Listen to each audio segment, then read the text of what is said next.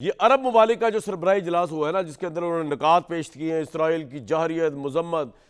भाई ये क्या है? ये हमें ही पता है इसराइल जा रहे हैं, हमें ही पता है इसराइल बदमाश है। ये आपने हमें कौन सा नया बता दिया? इतना आपने जो वहाँ पे इतनी बड़ी समिट की है, आपने कुछ करना था।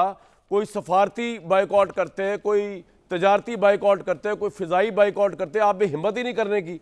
दूसरी तरफ हमारे जो प्राइम मिनिस्टर है, उन्होंने एक बड़ा बोल्ड वो दिया है। आजकल वो हर बंदे से मिल रहे हैं, ईरान के भी प्राइम मिनिस्टर से मिल रहे हैं, वो इजिप्ट वालों से भी मिल रहे हैं, वो सऊदी सबसे मिल रहे हैं। वो कह रहे हैं मुश्तरका टास्क फोर्स बनाई जाए जो इसराइल को काउंटर करेगी या अरब ममालिक को डिफेंड करेगी। इसमें तो मुझे अरब ममालिक की कोई हिकमत अमली नज़र नहीं आई, ना उनमें हिकमत नज़र आई, ना कोई प्रैक्टिकल काम नज़र आया। लेकिन शहबाज शरीफ साहब ने एक विजन दी, इस पर ज़रूर बात करेंगे और अरब ममालिक की बदहाली का ज़रूर रोना रोएंगे। तो मुझे उसके लिए सब पैनल से बात करेंगे, लेकिन सबसे पहले मैं चाहूँगा अहमद हसन अरबी जो है इस चीज़ के एक्सपर्ट है। अहमद भाई, ये जो अरब वालों का बयानिया है, ये जो इलामिया है, कतर तीसरी चौथे नंबर पर आता है, हाईएस्ट बायर है उसका असले खरीदारी का। उसके बाद चौथे नंबर पर सऊदी अरेबिया आता है। एक तो भी समझ नहीं आई कि ये इतना असला जो है ये किस लिए खरीदते हैं। नंबर टू, जो एयर डिफेंस सिस्टम था कतर का, क्योंकि वहां पे अमेरिकन फौजी अड्डा है, वो इतना सोफिस्टिकेटेड है कि ये हैरानकुन बात है कि पता ही नहीं चला कि क्या हो गया उनके साथ, उनको समझ ही नहीं आई।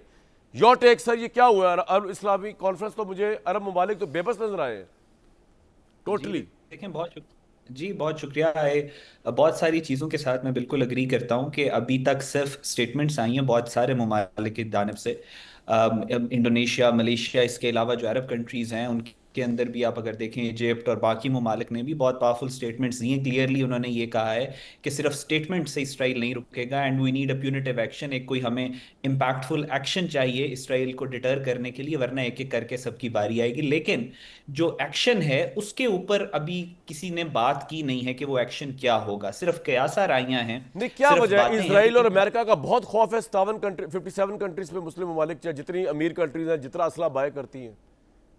देखिए, इसमें कोई डाउट नहीं है कि बहुत सारी अरब कंट्रीज की डिपेंडेंस बहुत ज़्यादा है अमेरिका के ऊपर।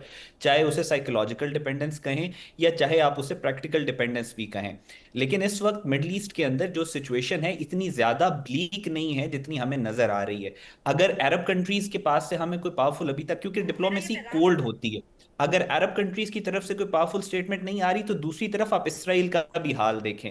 यहाँ पे सारे मुसलमान ममालिक इकट्ठे हुए हैं, बदले में इसराइल ने भी कोशिश की कि अपने एलाइज को इसराइल के अंदर अमेरिका को इकट्ठा बुला करे। लिया, आज मौके उसको बुला अमेरिका, लिया, मार्को मार्को रूबियो रोबियो को। आया, डोनाल्ड ट्रंप नहीं आया। इससे पहले बाइडन खुद आया था इसराइल। फिर उसके अलावा कनाडा ने, बेल्जियम ने, सर लेकिन इटली ये ने, खबर तो आई नीदरलैंड। है ना कि अमेरिका के अखबारात ने ब्रेकिंग स्टोरी दी है कि 55 मिनट पहले अमेरिकन सदर को चल गया था पता, ये अटैक होना है, और वो he was all along on the board. अगर नहीं भी आया वो सॉलिडारिटी के लिए इसराइल, वो सपोर्ट है उसकी पूरी। देखें, अभी इस वक्त अभी डोनाल्ड ट्रंप प्रेस कॉन्फ्रेंस कर रहे हैं जब ये हमारा शो चल रहा है, प्रेस कॉन्फ्रेंस चल रही है उनकी, और उस प्रेस कॉन्फ्रेंस में वो सहाफी ने उससे सवाल किया है डोनाल्ड ट्रंप से कि अभी मैं पिछले दिनों अखबारों में पढ़ रहा था कि आप फौत हो गए हैं, क्योंकि अखबारों ने ये खबर चला दी थी कि पिछले एक हफ्ते से आपने इंटरव्यू नहीं दिया। तो उसके ऊपर डोनाल्ड ट्रंप कह रहा था कि जो मीडिया की बातें हैं मुझे नहीं पता ये किस तरह की होती है, उन्होंने तो बहुत ज्यादा हॉक्स और बहुत ज्यादा सेंसेशनलाइजेशन फैलाई हुई है।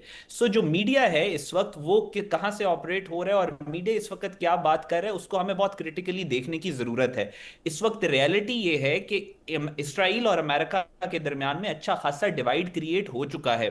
इसराइल और यूरोप के दरमियान में भी अच्छा खासा डिवाइड क्रिएट हो चुका है। सो ये सारी जो डेवलपमेंट्स हो रही हैं, इसराइल पे भी प्रेशर इस वक्त बहुत ज्यादा बढ़ चुका है। नेतन्याहू जिस तरीके से चाइनीज एंगल को बीच में लाने की कोशिश कर रहा है और सोशल मीडिया की कोशिश कर रहे हैं, इट क्लियरली शोज कि इसराइल में पैनिक इस वक्त है कि अरब कंट्रीज कुछ इम्पैक्टफुल डिसीजन ना ले ले। I am still hopeful